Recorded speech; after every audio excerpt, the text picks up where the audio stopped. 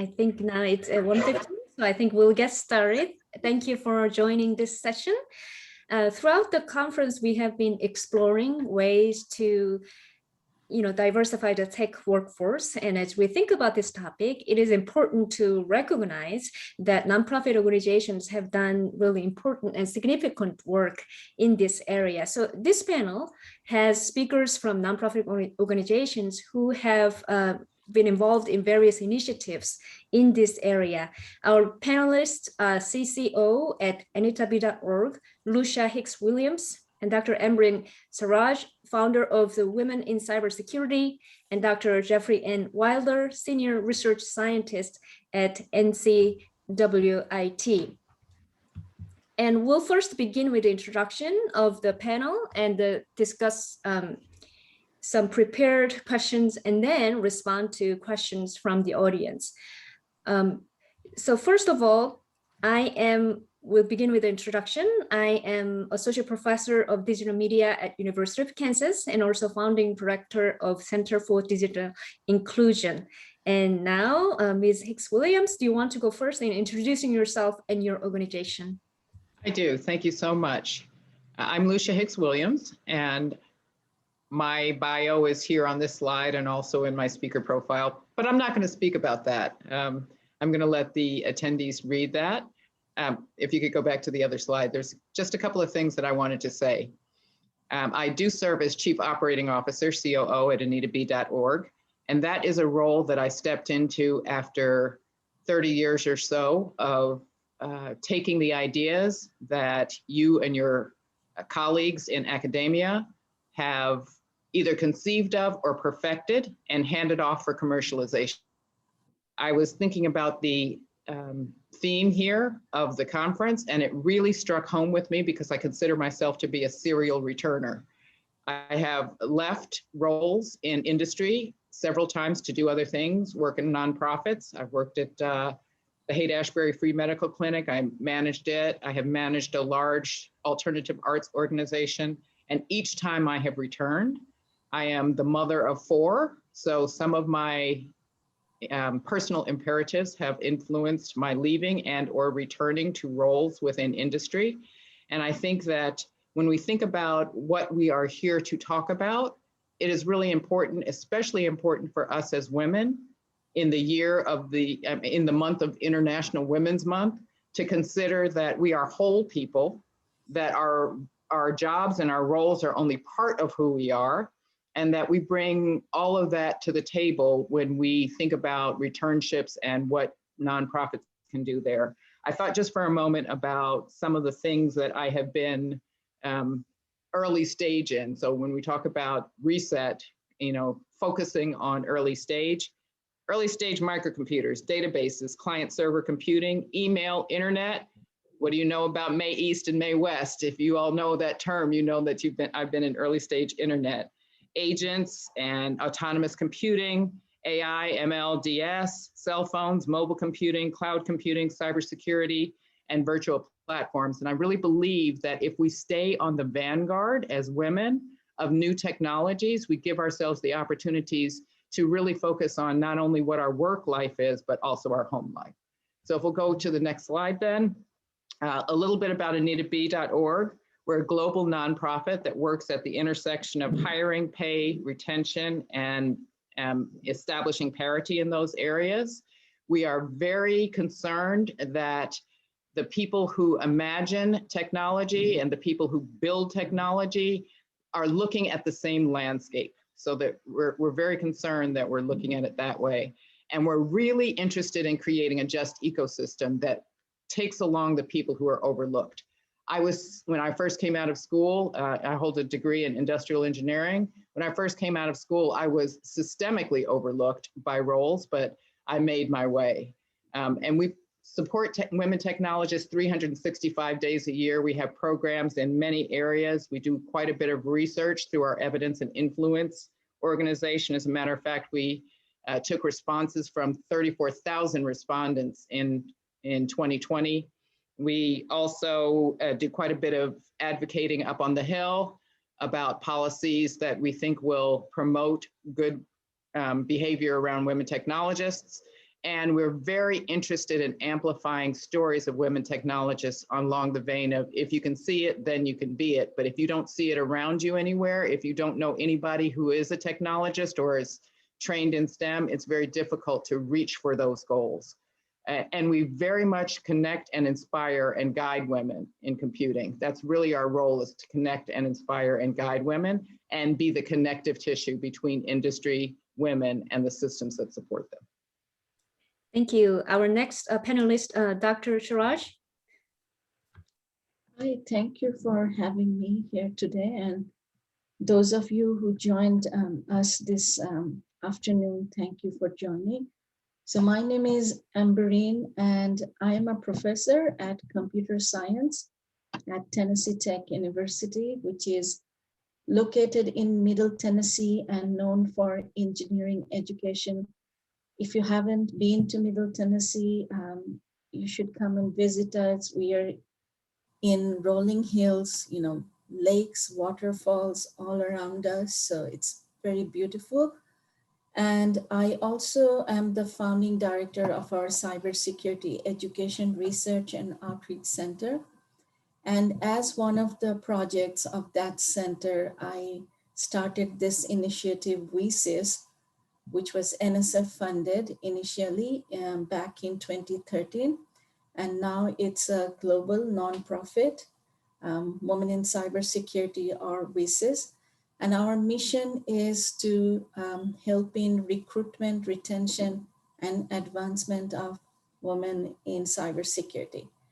And the reason we work in cybersecurity, because cybersecurity is one of the fields in tech or computing that has very, very high demand for skilled workers.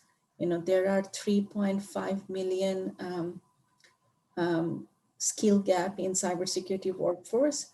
Right now in USA, there are 500,000 people that jobs are there that are not taken by cybersecurity professionals. And diversity is always, you know, a big issue in tech fields, especially fields like cybersecurity. So if I may go to the next slide, please. So that shows our WeSys mission. And, you know, as I said, it's a member-based nonprofit, more than 5,000 members in 69 countries. And as with the conference, the goal of the organization is to bring those who are looking for careers in cybersecurity and those who are in cybersecurity together. So it's kind of like a model of half and half. So those who are looking for resource and opportunities, and those who have those resource and opportunities, to bring them together under the same roof. So since it started, WeSys has become the largest cybersecurity conference that has that comparable representation of aspiring and existing cybersecurity professionals under one roof. And we have student chapters. Right now we have 114 student chapters, 32, in fact, that has increased to 34 professional affiliates around the world. And we have lots of initiatives besides the annual conference. We have training opportunities, we have mentorship program, we have a job board, we have virtual summits.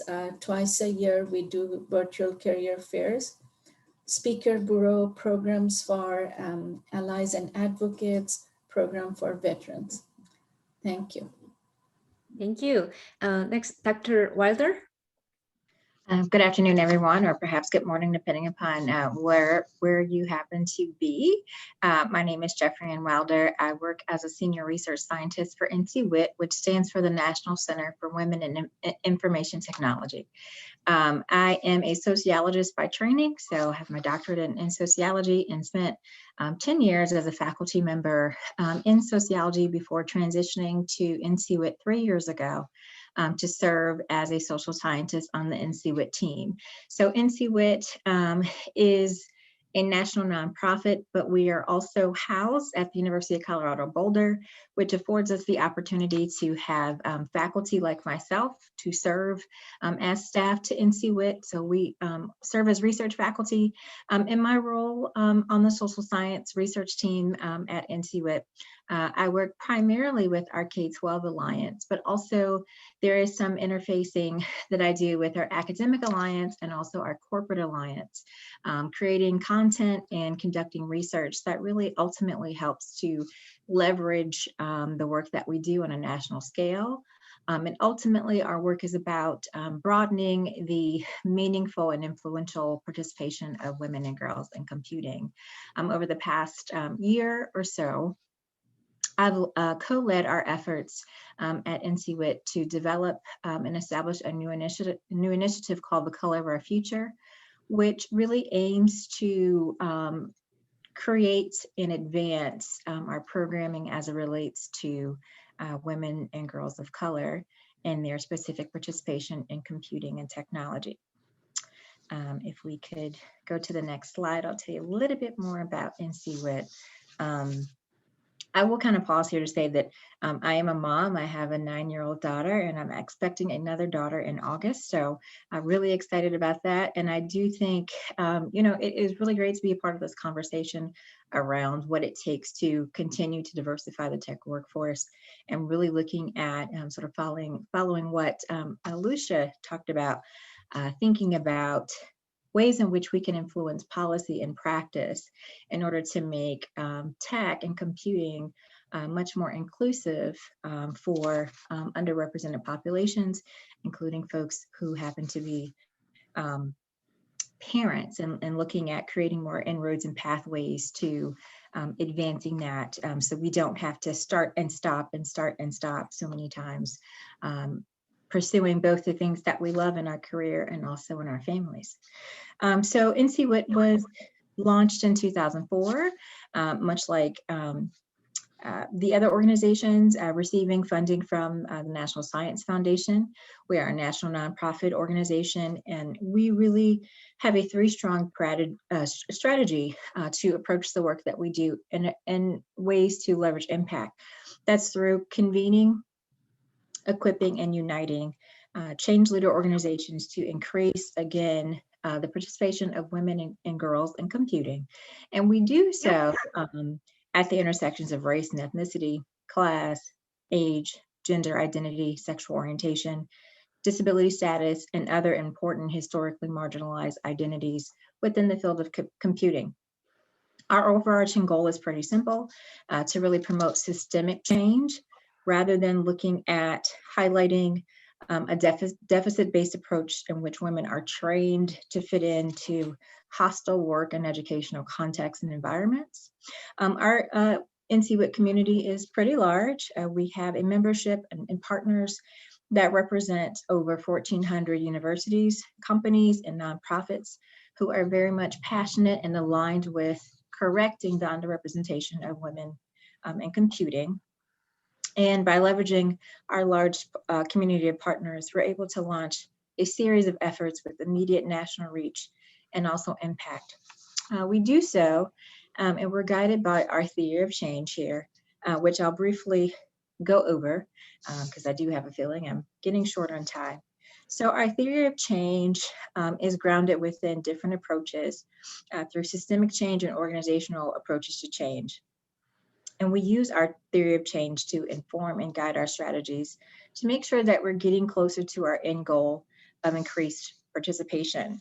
In our first decade at NCWIT, we spent a lot of time over in the creating necessary conditions in the left-hand corner there for change. So developing a lot of content and resources, educating stakeholders, publishing for computer science faculty to see, and generally raising awareness. And we're still doing that work, although it has shifted somewhat in our emphasis. In our last few years, we're spending much more time in that action column, where we have a more focused approach to the work that we do, and also more intentional approaches to our work teams through things like our alliances, whether that's K-12 or corporate, or through our programs like Counselors for Computing. And Finally, we're pushing our member organizations and individual representatives to be in the action column because we have a narrow focus moving forward on how we can make organizations change and how we can affect change within our regional ecosystems. Thank you, panelists, for the introduction. So now we have 4 prepared questions, and then again, as I promised, we will respond to questions from the audience. So our first question is this: what challenges exist for women to return to tech industry, and how can nonprofits help women address these challenges? Lucia, do you want to go first? Sure. As I said, I've done quite a few returnships myself and have faced those challenges. I think like Dr. Wilder talked about in her talk, a lot of the challenges have to do with how you are perceived when you have stepped out of the workforce and you choose to step back in. Sometimes, having done that myself, I felt like people thought that having children or raising them somehow took brain cells out of my head instead of expanded my capabilities to multitask, and also my intent to make the world better through my own work. I strongly believe that as technical women, we are the guardians of good things that can come to society as a whole, but certainly as women. So when we at AnitaB.org have programs, we consider not only the people who are engaged in the program, but who they can impact. So I think when you think about nonprofits, how can we help women address these challenges? Some of the ways are very, very simple. One way is just to connect women with other people who are going through the same thing. Jeffrey Ann talked about being pregnant and working at the same time. You know, I've gone through that. And Dr. Siraj talked about the things that she has accomplished and while life is going on. So I think as a nonprofit, we have a little bit more degree of freedom than I did when I was in industry, or even when I do some academic work as I do. A little bit more ability to connect people with each other, with opportunities, with resources, and with the ability to think bigger than the world will contain you if you let it. And we as women are always big thinkers. We can't get to where we are if we don't think big. So I think being in a nonprofit and offering services and opportunities to women through a nonprofit really helps you think about what it is I'm trying to accomplish when I return to work. Sometimes it's just paying the bills, but sometimes it's often bigger goals and loftier goals and things that when we decide to return to work, what kinds of things can I take this education that I have and point it at? And just one more comment, and then we can move on. One of the things that I do is I'm an advisor to Skydeck, which is University of California at Berkeley's incubator and accelerator for startup companies. And at Skydeck, there is a great push to bring more women-founded companies into the ecosystem. So, and I founded a company in 1994, a consulting company. So it's not just products, it's services. And it would have been great to be able to connect through a nonprofit like Skydeck or like AnitaB.org or NCWIT or any of the companies we're talking about here. It would have been great to be able to connect to other people when I was doing startups, but it is imperative that we, both as academic people as well as industry people, understand the freedom and flexibility that is offered to us as women when we start our own companies. So I think the last thing that I'll say is that it gives nonprofits can support women when they go to start their own businesses with everything from how do I accomplish childcare and, you know, how do I get dinner on the table, to how do I learn new technologies, how do I bring people into the organization, and how do I run a startup company so that we can make opportunities not only for ourselves, but for a wide swath of the society. Thank you. Jeffrey N. Lucia, there's so much of what you said, everything you've said completely resonates with me, and I completely agree with that. I also just sort of, reinforcing a lot of the excellent points that you made. Really, the biggest challenges that you even speak to that I think women face is really shifting that organizational culture.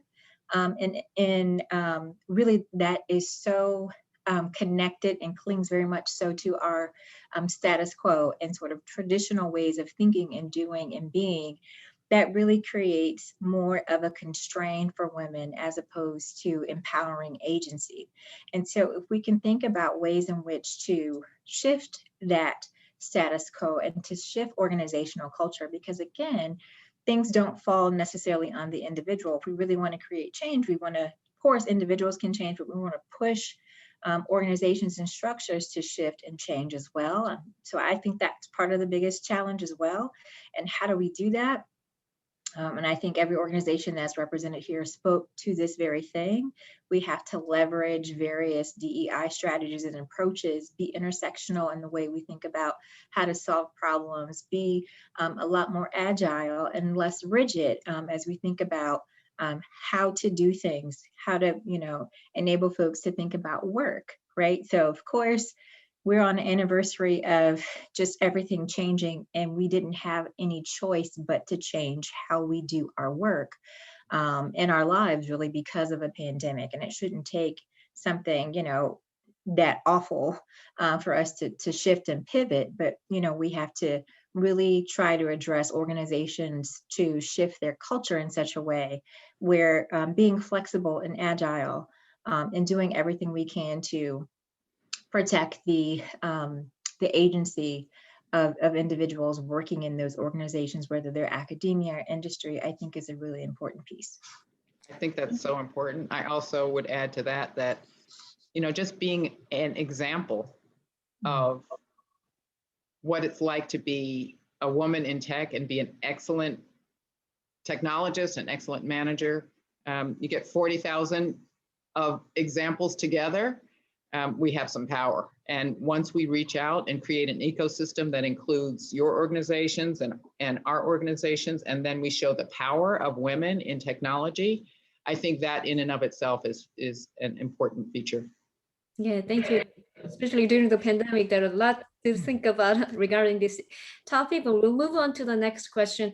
What sort of support nonprofit organizations expect from academia and industry to materialize such initiative? You mentioned some initiatives, during the introduction, as well as in response to some questions. This time we'll go first with Embrin. Thank you, Hedin.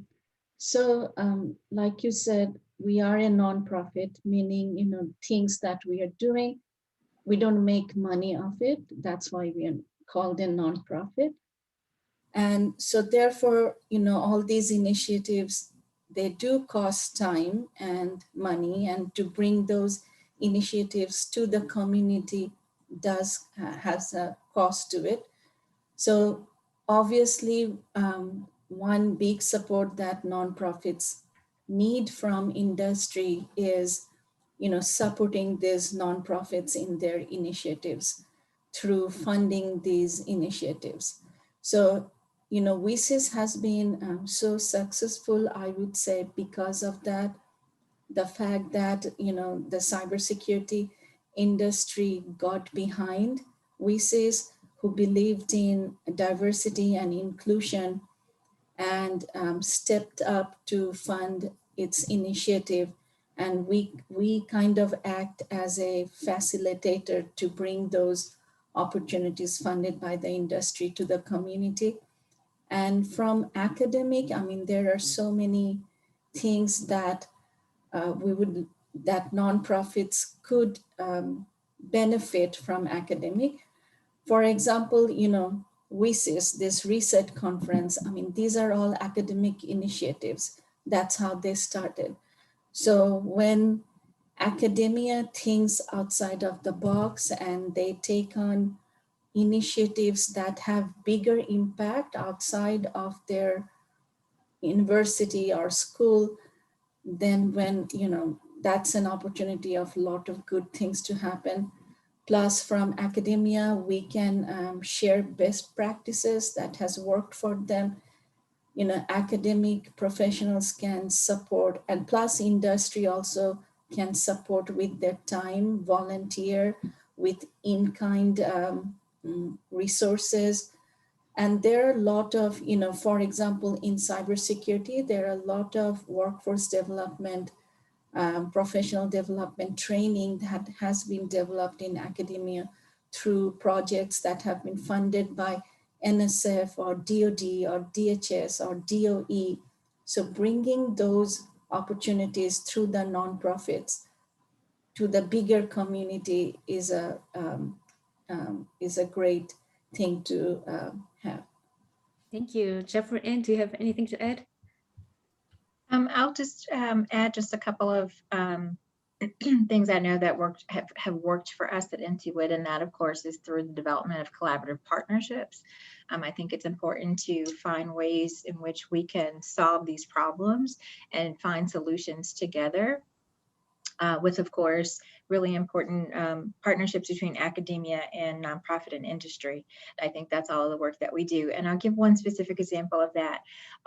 Within NCWIT, there have been lots of conversation around ways in which we can build more visibility for women and girls of color, particularly Black women and girls in computing. And so one solution or one pathway toward doing that was through a collaborative partnership between NCWIT and IMCS, which is the Institute for African American Mentoring and Computer Science.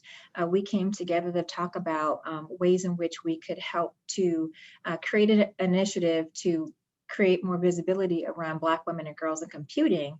And the Modern Figures podcast was born. So Modern Figures podcast has become really a popular platform to increase and raise visibility around contemporary Black women in computing in industry who are doing some really great things. And that's one specific, tangible, concrete example of how valuable those partnerships can be, because they yield some great initiatives like the Modern Figures podcast. Great, thank you for your really important insights on partnerships and other aspects. Our next question is, what sort of policy changes are required to support returning women's re-entry in tech fields? Want to hear first from Lucia and then Andre. Great. So I think there's actually lots of people who are thinking about what kinds of policy changes could be affected that would help us guide our returning, our starting our careers, our mid-careers, our senior level careers. And a lot of that is happening up on Capitol Hill. Some of those, some of the things that Senator Jackie Rosen is introducing are really critical to us thinking about how we get back into whatever field, but specifically tech field. She's focusing on returnships, and I'll read you a couple of the stats because we're all researchers in some way, and certainly all of our organizations invest in research. The Center for Talent Innovation shows that while 93% of off-ramped women want to resume their careers, only 74% manage to get any kind of job at all, and just 40% successfully return to work full-time. A Pew study found that 62% of Black STEM workers, men and women, say that they have faced discrimination in hiring or promotion at their jobs, compared to just 13% of white STEM workers identifying discriminatory practices. There's a hidden talent pool in women and men, of course, but we're focusing on women here, returning to work after a break, but those resumes are often overlooked due to large gaps in employment. So again, I think when we think about policy changes, we can think about ways that we can value the human, to recognize that the human has skills that are technical in nature, but that it is really the knowledge of what problems we're trying to solve that takes those skills and makes them kinetic. So, and I'll say Jessica O. Matthews, if you are familiar with her, is a woman who started a company out of her own experience in a way that connected with her history. She has a company that took a soccer ball and stores the energy that you use kicking a soccer ball around, so people in remote areas can use that energy to light their day for their evening time for homework or whatever they're doing. The policy that comes from inside companies has to support that kind of innovation, that kind of innovative thinking that connects technology to a real world problem. So that's what I would challenge industry. And when we think about policies that come from our government, we have to make it easy for women to return to work in capacities that allow that innovation to be pointed at a problem that we can see every day. We've seen civil unrest. We need some civic technologists. We have seen pandemics. We need people who know how to do research to not only create new vaccines, but improve distribution systems, you know? So I think that when we think about policies that promote women returning, we need to think about what are they returning to and what are they bringing with them that they didn't have when they left whatever role they had before. And that's kind of a broadening of thinking of what a policy change is and what a policy change inside of a company is. And at AnitaB.org, we have about 80 partner companies that we work with on a daily basis to help think of them ways that they can change their policies. In some cases, their policies are not conducive to inclusion. And frankly, we're often called on to either chastise in some way those companies. But I think of it as an opportunity to be a hospital for people who need to change, people and companies who need to change. And we consider our organization as that hospital for people who need to change rather than a sanctuary for people who are already doing well. So I think that policy shift in thinking of what can we bring to the table, what can we uniquely bring to the table as nonprofits is we can agitate for change. We can advocate for change within industry and within our government that supports us as women coming back and contributing more than what we were doing when we left. Thanks, Embrin. So, you know, really what, I don't have much to add to what Lucia just said. Only thing I would say, you know, we are not talking about reducing the bar for more women to get into cyber sideways. We are talking about rethinking the strategies, bringing innovation and creativity in understanding, you know, a job is more than some certifications or degree, and instead focusing on, you know, what would be the basic human skill sets that would be required for that job, and how can we bring someone and then empower them with training so that they are able to do that job as they come to the work environment. So one thing I think government can do is try to incentivize public and private sector in, you know, in how they can strategize their hiring processes so that it's easier for people with diverse background, diverse skill set to be able to apply or reach out for a career opportunities. Thank you. We have last question, and you can read the question. So to make sure that we have enough time for responding to questions from the audience, if each panelist can keep your answer to 1 minute or so, that would be great. Lucia, can you go first? Sure, I'll go first, and I'll be as brief as possible, and I'll talk fast too. So many people know us, AnitaB.org, for our flagship program, our Grace Hopper celebration, which last year drew 40,000 registrants to meet together. So I think that integrating more resources in that really means all of us here on this panel reaching together and touching people. When you get 40,000 people together, there's a lot of power. So I'll say that. And I also think that we have these, we don't want our conferences to be 51 weeks of planning for 1 week to get together. We want to make sure that those resources for returning women are available 365 days a year.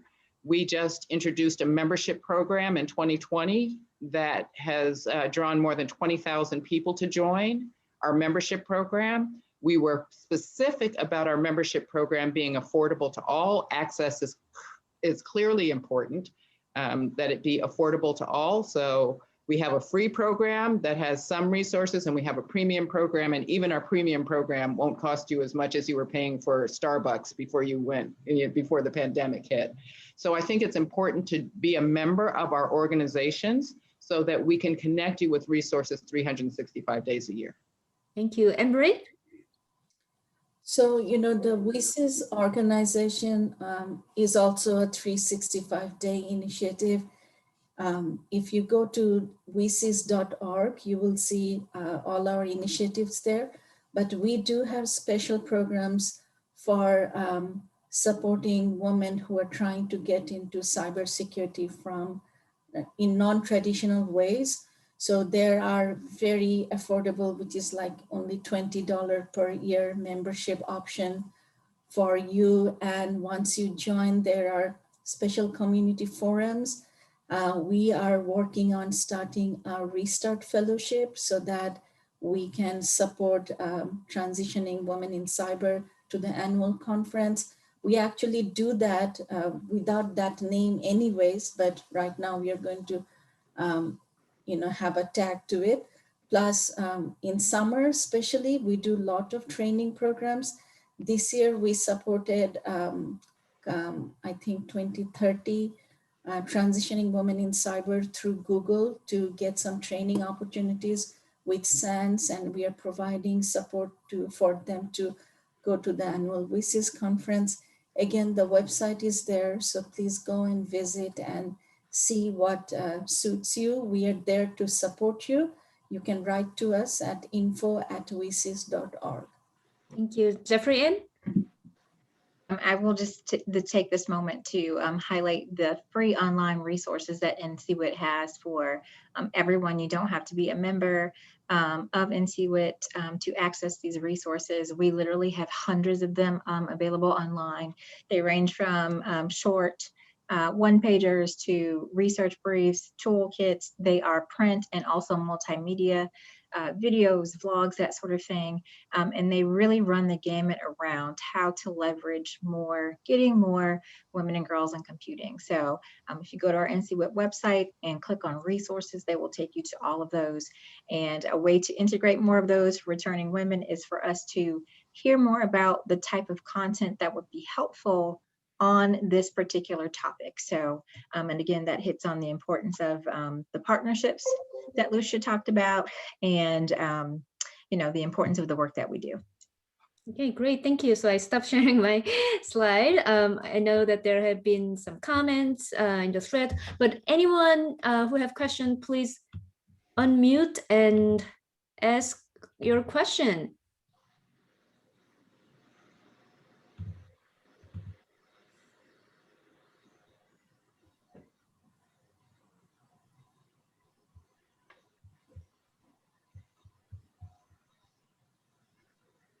I think they may be shy.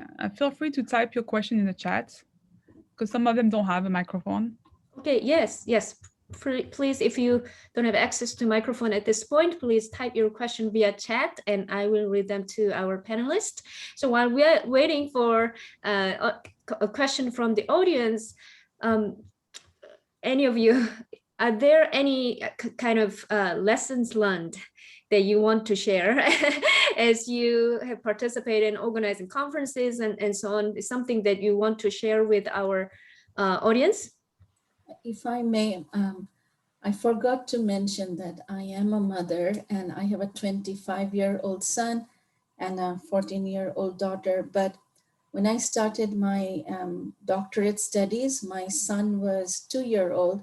And when I started my tenure track faculty, my daughter was 2 weeks old.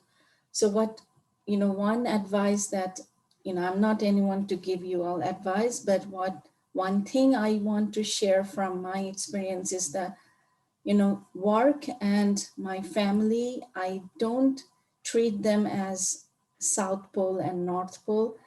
To me, together, they're who I am. So my kids, you know, they contribute to my work involves them. So to me, it's not a balance. To me, you know, it's all one, and that's how I go about things, and that's what keeps me sane, actually.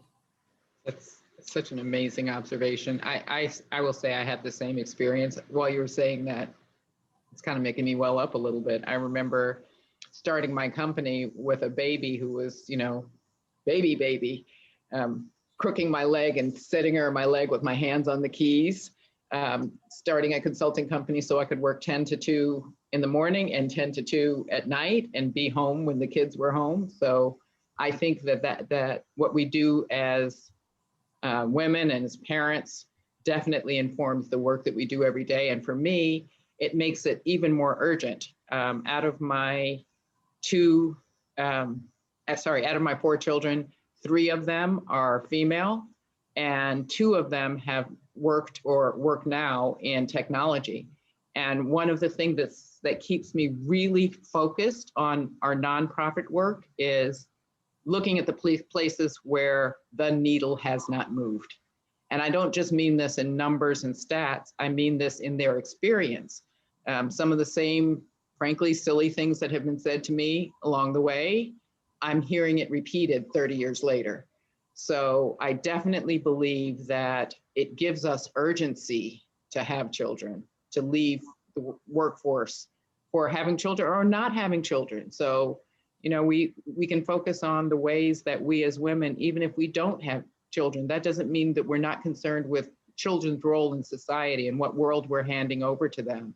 So I think that is such a critical observation. And I would say if I had to add any observation, lessons learned, don't believe the hype when somebody tells you you can't. People have told me I can't so many times in life, it fuels me.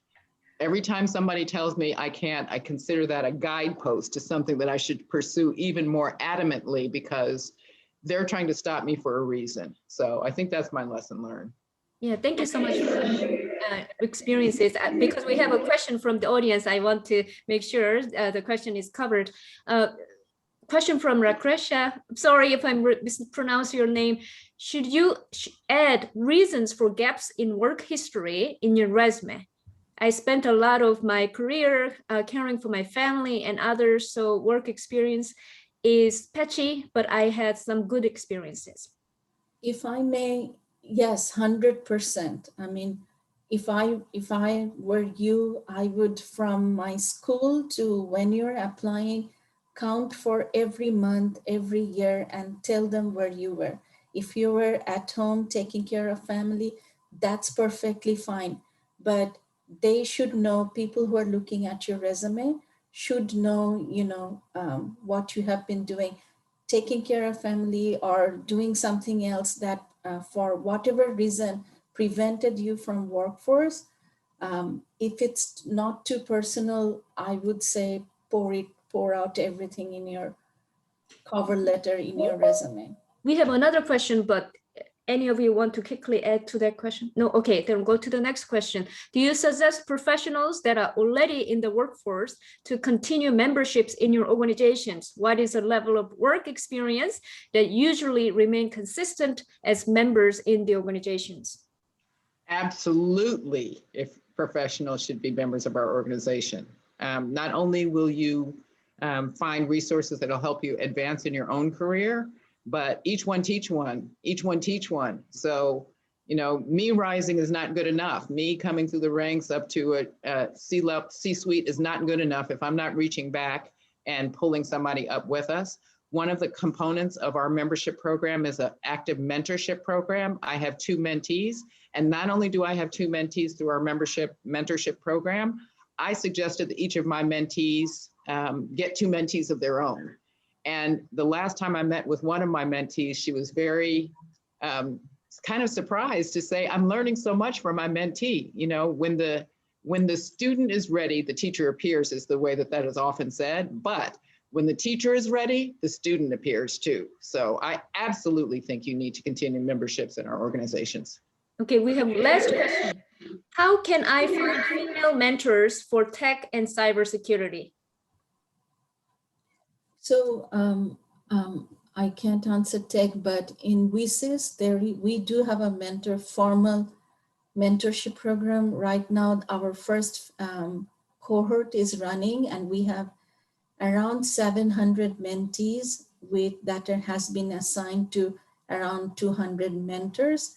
And the second year of it will begin, sometime later this year.